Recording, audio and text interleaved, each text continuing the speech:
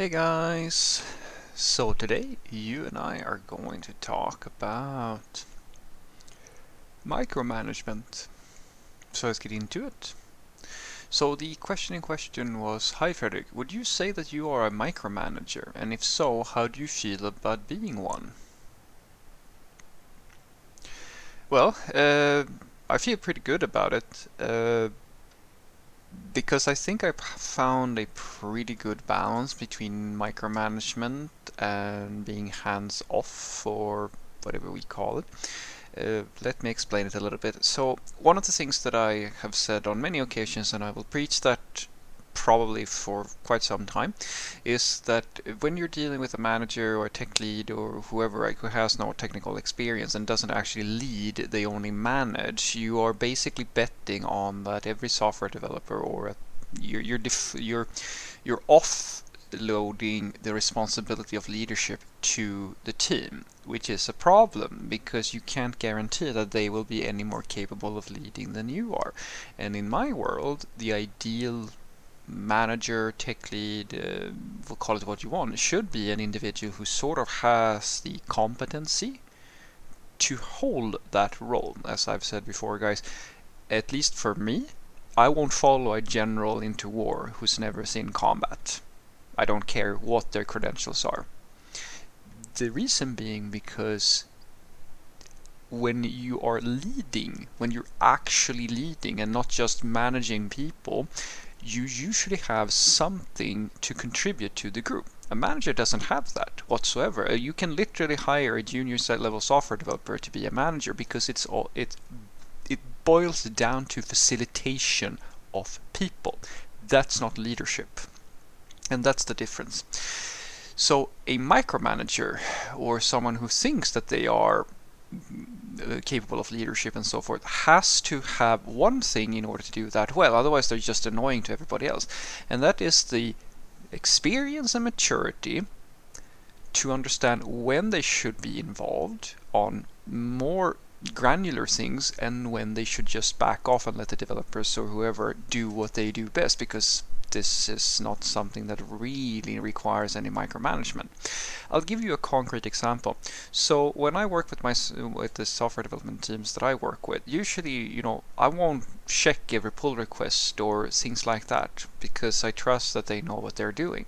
Just as I trust that, if they want to take an hour early or later, or like they want to be a bit flexible with their times, I trust them. I don't have to go and check them all the time because I know that they are good people.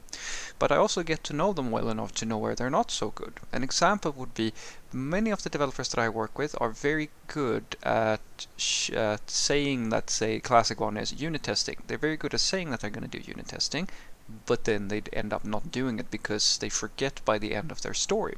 So in this scenario, I know, and this is a little bit in a sense to be like being a parent, I know them well enough to know that this is something that they have a weakness. There's a weakness here, and me getting angry with them or being upset and so forth isn't really going to, well, it might help and so forth, but there are more creative ways, I argue, to solve that problem.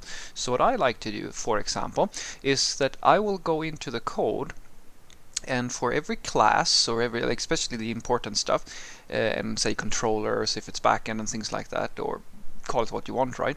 I will create a unit test that pulls out and instantiates the object that they're dealing with and uses reflection or something similar to pull out all the methods or method names of the class, and then it will run that against a hard-coded list of all the methods that we have right now, and it will check that each of those methods have a unit test.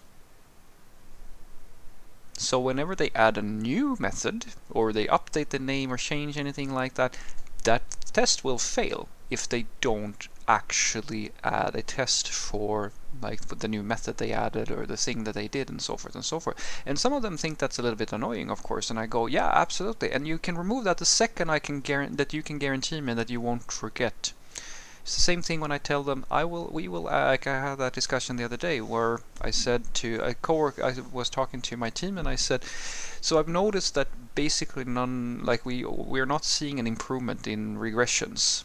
because in the specific system we have a lot of problems with regressions, and I know for a fact that they have gotten accustomed to a way of working with where the QA basically does all the testing. They don't do any validation themselves. They don't practice. It's really, it's throw it over the wall type of stuff, right?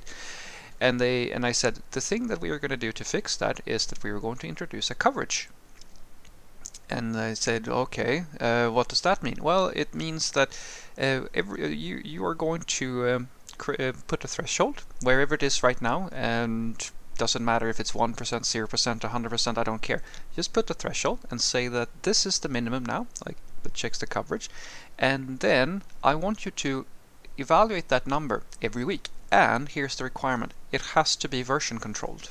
And they go, okay, why? Because I'm going to check that number. There are no requirements on you that you don't have to do bullshit tests that you don't care about or anything like that just to get the coverage up, because it's not about getting the number as high as possible. It's about you making a commitment to improving in this area, and me having the ability to go and check if you're actually doing that. And then when I see that, well, you've shipped 30 stories and not a single time did you write in a unit test, I want to ask you why. And then you explain it to me. If you have a good reason, then we're all good. If you don't have a good reason, then I will point my finger and say, remember what we said, this is important.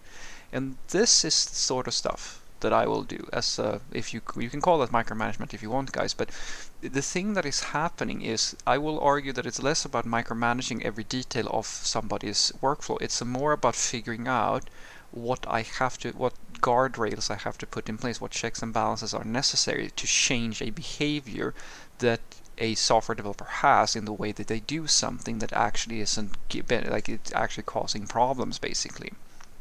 It's the same thing when you have uncommitted software developers who don't really they don't really have a good domain knowledge, or they don't really care about the project, or they're apathetic and so forth. There are all these types of little tricks that you can use in order to breed that behavior into the group by just having an opinion about certain things. It's the same thing I do with large scale stuff when we deal with one of the reasons why I love monorepos, for example, is because when you're dealing with a siloed dynamic in a company, you can fix that very quickly by just putting everybody in the same repo. It is a little bit more complicated than that, but what happens is that you can build a community around the software and create consistency between teams and create, as I call it, the neighbor problem, where everybody has their own application, but now they have neighbors, so that means that they sort of have to align a little bit at the very least and be a little bit more democratic when they want to do wild changes and things like that, which some think is very annoying, but for the company it's usually very efficient, and it helps more than it hurts the person who thinks that they should be able to do whatever the hell they want.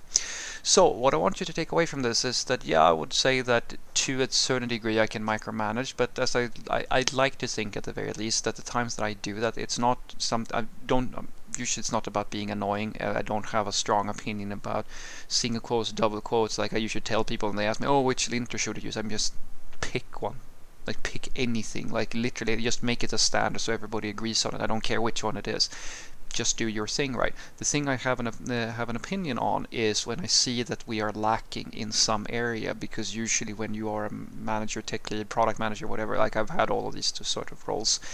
Ultimately, my primary responsibility and goal is to safeguard the quality of the system. So if we have a lot of regression problems, or we have a lot of issues in some area, these are things that I have to fix, because if they were possible to fix by just the software developers, they would already fix them.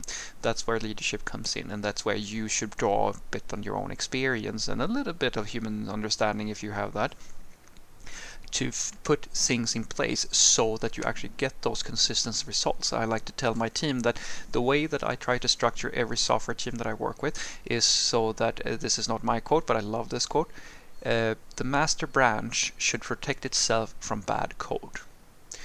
What that basically means is, and these are my words, when I work with a software team, it should not matter if it's a junior or a senior who's working on that software. The only thing that should differ is how fast do they complete their task. But the code quality and the work practices and so forth should be so well designed that the overall end result is still at the same sort of level, regardless of if it's a super master software developer who's working on it or if it's a junior.